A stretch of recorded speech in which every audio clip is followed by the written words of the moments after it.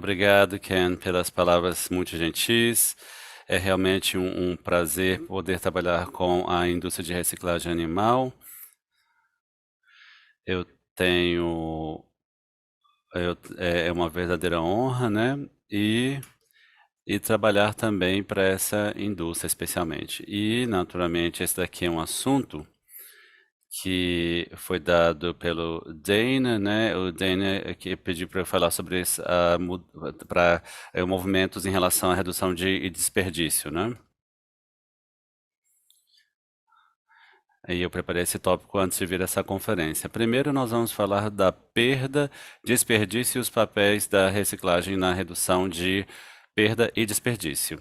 Depois, nós vamos falar sobre a cooperação entre o SDA, NARA, SMI, na promoção da redução e para a redução de desperdício na China, revisar os mercados para a reciclagem dos produtos e outros ingredientes para reduzir o desperdício e perda. E por último, depois eu vou falar sobre a redução de perdas e os programas de redução de perdas e desperdício na China. Esse daqui é o slide, eu peguei da apresentação da Busby, o James Busby, e ela trabalha na área de evitar perda, desperdício também de alimentos, né, no Departamento de Agricultura dos Estados Unidos. Então, o primeiro ponto aqui tem a ver com a redução da pós-colheita e que cerca em até 14% entre o momento em que é feita a colheita e depois a etapa de varejista. Depois nós temos 17% que é desperdiçado, que é considerado desperdício de água. E aqui nós discutimos um pouco como a reciclagem ela se encaixa no fato de evitar a perda e o desperdício.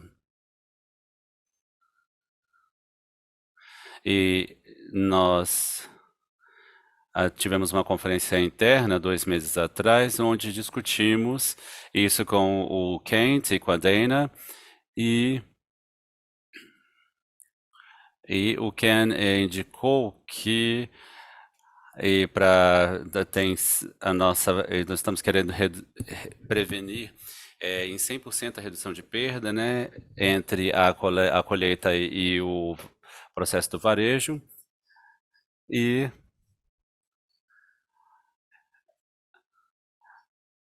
durante esse processo, que é para prevenir 100% essa perda, e nós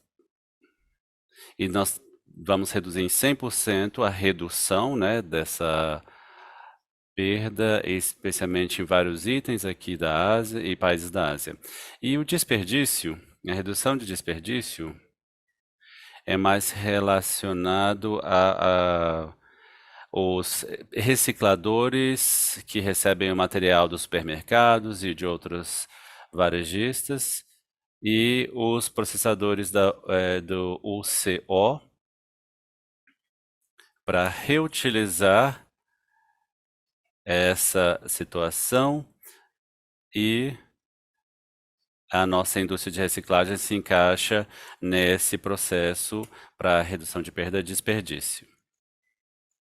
E como o SDA mencionou, existe um programa federal para a redução de desperdício e perda de alimentos. Eu espero que os nossos membros possam passar algum tempo para estudar esses programas individuais que estão enumerados aqui, porque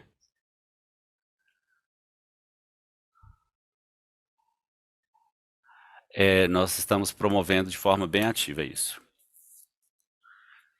E no último julho, o SDA lançou um programa para promover a redução e a perda de alimentos e ter promoção de tecnologia de reciclagem. E eles nos convidaram para ser parte desse congresso, esse projeto em Guangzhou. E eu vou fazer um resumo do conteúdo desse programa do fórum.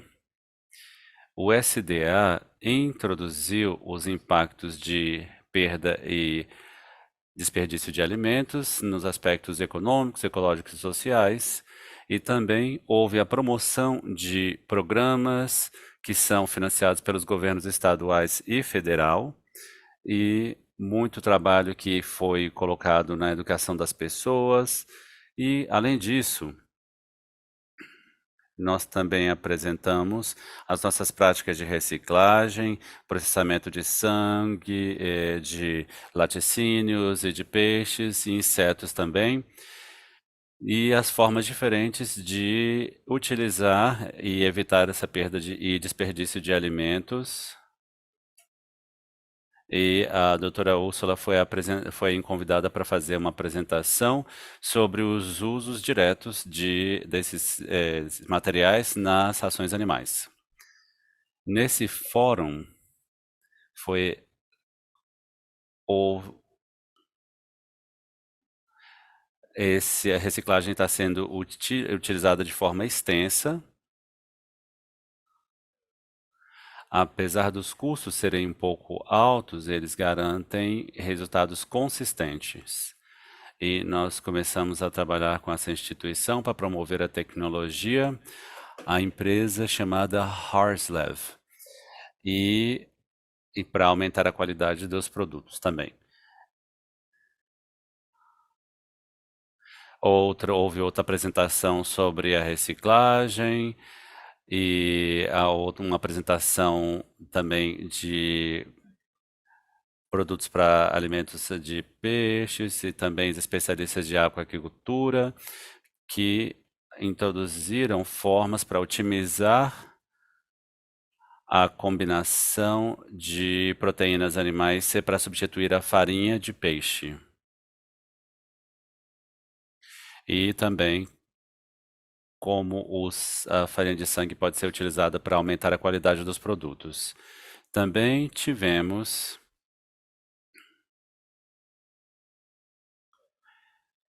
uma apresentação para mostrar aos profissionais como eles teriam acesso a essas tecnologias e uma equipe de mídia do governo chinês foi enviado para promover essas tecnologias e esse foi o primeiro evento ou fórum na China de redução e prevenção de desperdício. A mídia global também participou desse evento. Houve mais de 400 representantes da mídia que disseminaram esse fórum e suas conclusões ao redor do mundo. E também houve 6 sites grandes da China que também fizeram divulgação desse evento. Nós fizemos essa conferência interna com a equipe da NARA, e nós vamos ter o próximo agora em 2024. E os movimentos da China em relação à redução de desperdício de alimentos, eu vou falar sobre o comércio global das proteínas recicladas para a China, também vou falar sobre as agências e das NARAs e educação, os programas de educação da NARA, indústrias, e para os nossos membros também.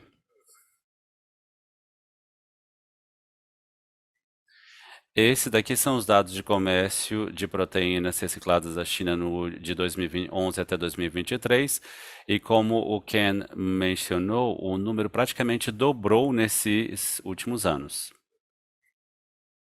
E aqui também o comércio total e importação de produtos de mercados globais que a China fez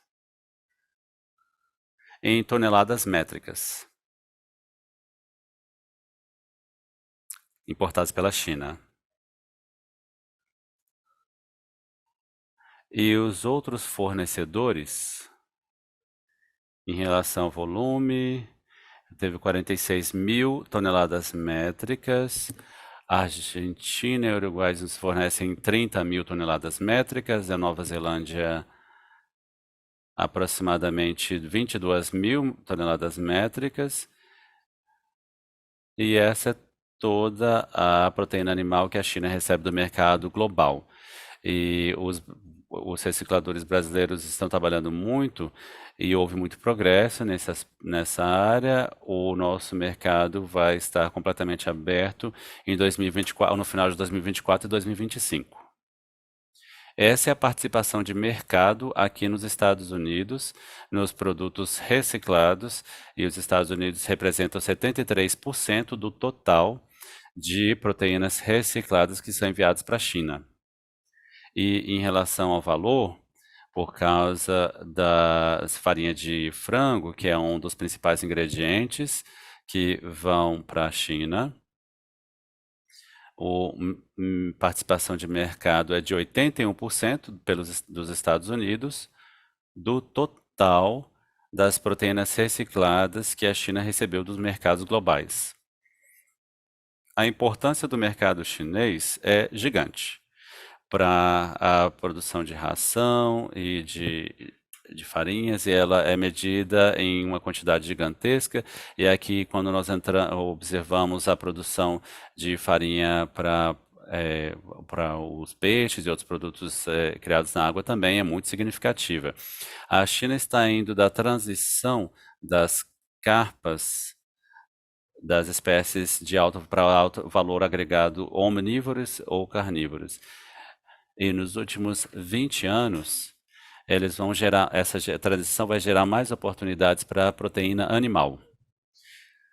E a indústria também de alimentos para pets, ela está crescendo bastante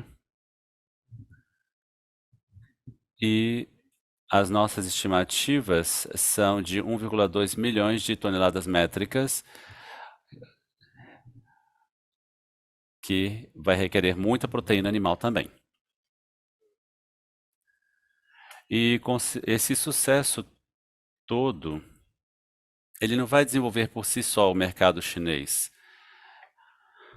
Houve muito trabalho feito no passado, nas últimas décadas, especialmente depois de 2020, 2023. E essa daqui é uma das delegações que vieram para Washington, a capital dos Estados Unidos, e para apresentar a nossa indústria. E nos últimos 20 anos, muitos desses funcionários se tornaram líderes. Esse daqui um deles é o ministro da GCZ e o outro se tornou uma alta autoridade em um ministério relacionado à área. Essa é uma das fotos que nós tiramos em 2010. O senhor à direita, ele se tornou o vice-diretor de todos os produtos em relação aos produtos animais e dos mercados. O Ken está aqui no meio. E aqui foi uma foto de 2010. É impressionante como voou o tempo, né? E também temos outros trabalhos, como de manutenção do protocolo de comércio de não dominantes das últimas 2 décadas. Também a China também estabeleceu outros protocolos de comércio também para as ocorrências da inteligência artificial em 2015 e também para fazer os nossos membros para fazer o registro no tempo adequado, todos que estão produzindo frango na Nara, eles têm que ter uma licença, pelo menos uma licença para exportação para a China. Então nós abrimos completamente a nossa capacidade de aves. Os recicladores de carne de porco nos permitiram abrir esse mercado para a China. Nós também temos as rações baseadas em carne de porco, a farinha de carne de porco, que foi os padrões delas foram estabelecidas para serem utilizados. E também fizemos muitas promoções dos nossos produtos para mostrar a qualidade, a consistência na indústria de alimentos para pet. E essa daqui nessa conferência, que é a Conferência de Ingredientes para a Indústria Animal, ela ocorreu em 2023 Ele é como se fosse um pequeno encontro do MDC, uma versão menor. E também a situação da China é bem diferente da dos Estados Unidos. Metade da produção das rações para os pets é feito no formato OEM. Então, esses produtores eles podem produzir ração de pets em nome deles e eles vendem os produtos com as suas marcas. Então, existe uma separação entre os que detêm as marcas e os fabricantes das rações para pet. E também para usar mais produtos americanos para poderem competir também com as rações fabricadas pelas as empresas americanas em termos de qualidade. Essa também foi uma conferência de aquicultura que ocorreu na China e nós chamaremos os palestrantes chineses quando houver o Simpósio Internacional de Recicladores de Proteína Animal, para compartilhar sua expertise com o mercado americano e com os especialistas da América Latina. Essa é uma oportunidade diferente para apresentar os nossos produtos aos clientes e também as pessoas que têm animais de estimação. O, Há uma outra iniciativa da China em relação a evitar desperdício e também de alimentos. A China está tentando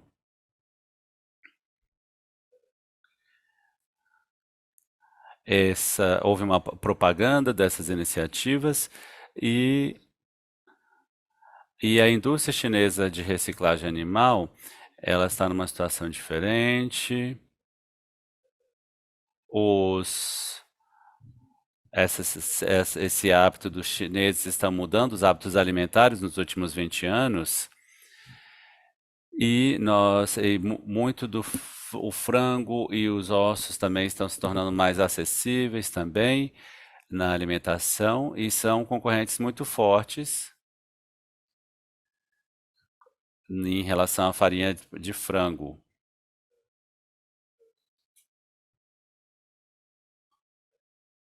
E a farinha de carne de porco, de carne de bovina e de ossos, ela está numa situação bem, não tão muito desenvolvida e não tão bem processada. Os nossos equipamentos ainda são bem rudimentares. As fabricantes chinesas e os seus fornecedores ainda são pequenos e os recicladores chineses ainda não têm condições financeiras de adquirir grandes equipamentos e não existe um investimento forte por parte do governo chinês nesse mercado. Há um século atrás, os Estados Unidos investiram bastante e hoje em dia ninguém tem contratos de longo prazo com os seus fornecedores de materiais, os pagamentos têm que ser feitos todos os dias depois que são adquiridos. Essas são algumas imagens para dar uma ideia geral para vocês da situação chinesa das recicladores de produto animal. Esse daqui é o do sangue, também tem penas. As penas, elas requerem muita tecnologia para serem processadas e recicladas. Eles estão retirando mais enzimas para decompor esses compostos e para produzir a farinha de pena. A diferença entre os Estados Unidos e os produtos fabricados de forma local, reciclados de forma local, existe uma diferença muito grande. A produção dos Estados Unidos, existe um tratamento térmico controlado. Na China, existe a questão do cozimento duplo, com gorduras e águas, e eu consigo imaginar que existe, em relação à escala, é bem mais fácil nos Estados Unidos e é medido por toneladas métricas por ano.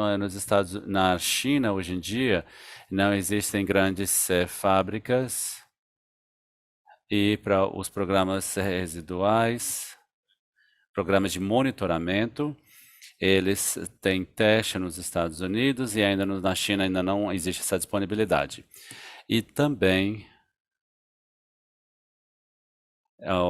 na China ainda não tem uma associação como a NARA dos Estados Unidos que dá muita orientação e programas de certificação como um código de prática que pode para poder garantir que os nossos produtos vão atender as expectativas do público. A China não tem ainda um programa, uma associação assim, e essa é a situação da indústria de reciclagem chinesa atual.